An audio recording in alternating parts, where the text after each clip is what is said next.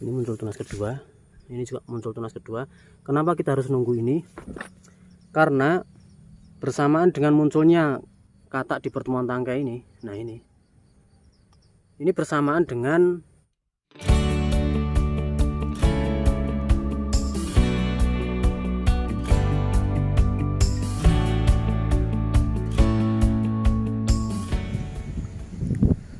Assalamualaikum warahmatullahi wabarakatuh. Selamat pagi teman-teman. Jumpa lagi dengan saya di AHM Farm Channel. Di pagi hari ini saya sedang berkebun. Nanti kita keliling-keliling ya sambil lihat-lihat tanaman porang. Sekaligus akan berbagi informasi tentang waktu yang tepat untuk melakukan proses pemupukan kedua. Kira-kira nanti waktunya kapan dan jarak antara pemupukan pertama dan kedua itu kira-kira berapa hari atau berapa minggu atau mungkin berapa bulan. Pokoknya simak terus videonya, semoga nanti bisa bermanfaat. Dan di lahan pertama ini kita tanami di bulan Oktober kemarin dari bibit umbi ya. Kalau teman-teman lihat seperti ini pertumbuhannya sangat subur-subur beserta rumputnya ya. Jadi rumputnya ikut subur teman-teman. Sebelum melakukan pemupukan, usahakan rumput-rumput di sekitar tanaman porang itu kita bersihkan dulu. Supaya nanti nutrisi yang terkandung dalam pupuk itu bisa secara maksimal diserap oleh tanaman porang. Sebelum masuk ke pembahasan, perlu teman-teman ketahui dan perlu teman-teman simak, setiap petani porang itu punya cara tersendiri untuk membuat tanamannya subur, untuk membuat tanamannya pertumbuhannya maksimal. Dan saya harap jangan sampai membanding-bandingkan teman-teman ya. Jadi misal dari cara tanamnya, dari cara pemupukan, maupun dari cara pemilihan bibit. Setiap petani itu mesti beda-beda. Cuma tujuannya sama, intinya tujuannya sama. Membuat tanamannya subur dan nanti waktu dipanen juga hasilnya maksimal. Dan di video kali ini saya akan sharing ya. Lebih tepatnya sharing atau berbagi pengalaman tentang waktu yang tepat untuk melakukan proses pemupukan kedua. Jadi ada 3 poin nanti teman-teman. Ada 3 poin yang diperhatikan sebelum kita melakukan pemupukan kedua. Poin yang pertama, jarak waktu. Jarak waktu dari pemupukan pertama ke pemupukan kedua itu kurang lebih 1 sampai 1,5 bulan. Ya kita ambil 40 hari lah. Jadi 40 hari itu bisa teman-teman lakukan pemupukan kedua. Itu poin yang pertama. Oke, sambil muter ya, biar nggak jenuh. Poin yang kedua, perhatikan bagian pohon teman-teman, pohon porang. Kalau kita melakukan proses pemupukan pertama kemarin, daunnya biar mekar dulu. Dan untuk melakukan proses pemupukan kedua, itu perhatikan bagian sini. Nah, ini teman-teman. Bagian pertemuan tangkainya ini. Ini ya. Kalau di sini sudah ada tanda-tanda muncul katak atau mungkin masih akan muncul ya. Sebentar saya carikan contoh dulu. Seperti ini udah kelihatan. Yang masih kecil. Nah, ini. Seperti ini teman-teman. Ini sudah ada tanda-tanda seperti ini ya. Kalau mungkin sudah ada tanda-tanda seperti ini bisa teman-teman lakukan pemupukan. Syukur-syukur nanti kataknya sudah besar seperti tadi. Seperti ini. Ini rata-rata kataknya sudah besar-besar semua. Nah, ini juga sama ya. Itu bisa teman-teman lakukan proses pemupukan kedua. Jadi yang pertama tadi jarak waktu 1 sampai 1,5 bulan dari pemupukan pertama. Yang kedua, sudah muncul katak di bagian pertemuan tangkainya ini. Nah, ini seperti ini.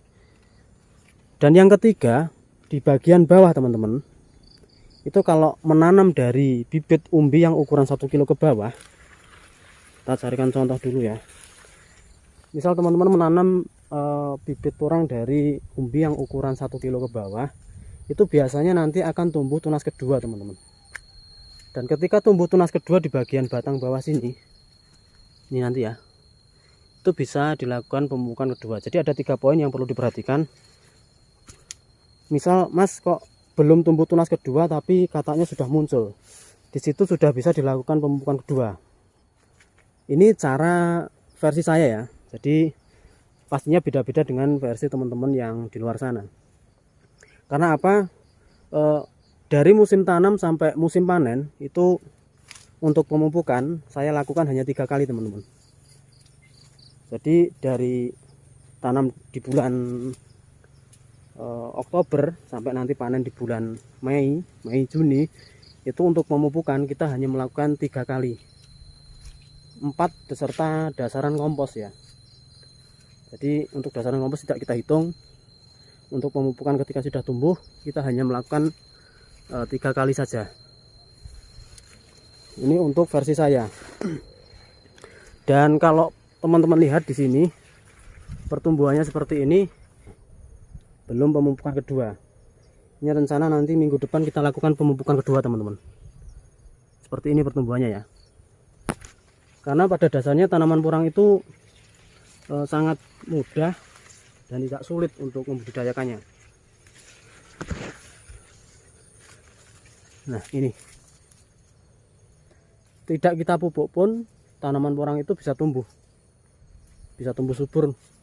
Cuma hasil umbinya nanti yang dipertanyakan. Sehingga dari musim tanam sampai panen pemupukan cukup kita lakukan 3 kali saja. Tapi semisal teman-teman pengen setiap bulan dikasih pupuk juga nggak apa-apa, itu lebih bagus juga. Di sini kenapa saya melakukan pemupukan hanya 3 kali? Yang jelas kita perhitungan dengan pengeluaran teman-teman. Untuk berbisnis tanaman porang seperti ini, yang jelas kita harus hitung-hitung antara pemasukan dan pengeluaran. Kita pupuk 3 kali sudah cukup, berarti nggak perlulah kita tambah lagi, karena hasilnya juga sudah kelihatan besar-besar dan subur-subur untuk tanamannya ya. Kalau misal teman-teman pengen misal setiap bulan dikasih pupuk supaya nanti tambah subur lagi, nggak apa-apa. Yang terpenting antara pengeluaran dan pemasukan nantinya seimbang dan jangan sampai nanti merugi teman-teman. Ini ya untuk tanaman porang yang kita pupuk baru 1 kali. Jadi pertumbuhannya kalau saya rasa sih cukup bagus. Seperti ini teman-teman, bibit dari umbi ya, yang ukuran atau yang bobotnya di bawah 1 kilo. Seperti ini pertumbuhannya. Katanya sudah muncul, sudah kelihatan. Ini bisa dilakukan proses pemupukan kedua.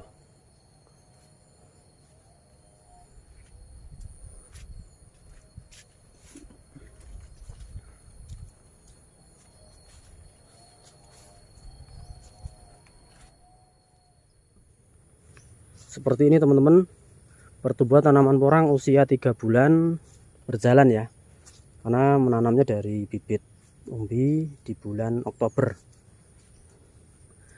Dan saya perjelas kenapa melakukan pemupukan kedua itu harus menunggu munculnya katak di pertemuan tangkai, atau mungkin yang bibitnya lebih kecil itu menunggu tunas kedua. Seperti ini teman-teman, ini yang sudah muncul tunas kedua ya, ini muncul tunas kedua, ini juga muncul tunas kedua. Kenapa kita harus nunggu ini? Karena bersamaan dengan munculnya katak di pertemuan tangkai ini, nah ini bersamaan dengan proses pembentukan umbi baru. Kalau teman-teman masih ragu atau belum percaya, nanti bisa dibongkar. Ketika nanti tumbuh katak di bagian sini, itu nanti bagian bawah ketika dibongkar umbi baru itu sudah muncul teman-teman ya, belum terlalu besar, cuma sudah muncul umbi baru. Dan disitu yang jelas kan butuh nutrisi yang lebih banyak, sehingga kita lakukan pemupukan kedua di situ. Tapi semisal teman-teman pengen memupuk dengan jarak 1 bulan sekali juga nggak apa-apa, itu kita kembalikan ke teman-teman ya. Jadi di sini ini versi saya dan ini sekedar sharing, bukan menggurui teman-teman. Saya hanya berbagi pengalaman supaya nanti ketika kita panen itu pengeluaran juga tidak terlalu banyak, sehingga dari tanam sampai panen itu saya lakukan pemupukan hanya 3 kali. Jadi alasannya itu tadi teman-teman ya. Nah, seperti ini kan belum muncul katanya. Kalau belum muncul biasanya umbi yang bawah sini juga, umbi barunya juga belum muncul. Tapi kalau kataknya sudah muncul dan tunas kedua sudah muncul, itu umbi barunya sudah muncul dan besar. Biasanya seperti itu teman-teman. Nanti bisa dibongkar ya buat yang penasaran. Karena kemarin saya bongkar yang kataknya belum keluar, tunas kedua belum keluar, ternyata belum terlalu terlihat ya untuk umbi barunya. Sudah ada tanda-tanda, cuma belum kelihatan ya. Tapi kalau kataknya sudah kelihatan besar seperti ini, seperti saya bongkar kemarin dari bibit umbi belah, itu ternyata umbi barunya sudah muncul lumayan ya. Jadi seperti itu teman-teman. Untuk proses pemupukan kedua itu bisa dilakukan ketika sudah muncul katak atau muncul tunas kedua. Ini pertumbuhan tanaman porang dari bibit umbi. Ini sampai bawah sana teman-teman. Mudah-mudahan pertumbuhannya semakin bagus sampai nanti musim panen ya. Sampai bawah sana ya. Oke, mungkin itu aja yang perlu saya sampaikan ya. Dan apabila ada pertanyaan bisa teman-teman tanyakan di kolom komentar, atau mungkin bisa WhatsApp di nomor yang sudah saya sediakan di link deskripsi. Dan sampai ketemu di video selanjutnya. Terima kasih. Assalamualaikum warahmatullahi wabarakatuh.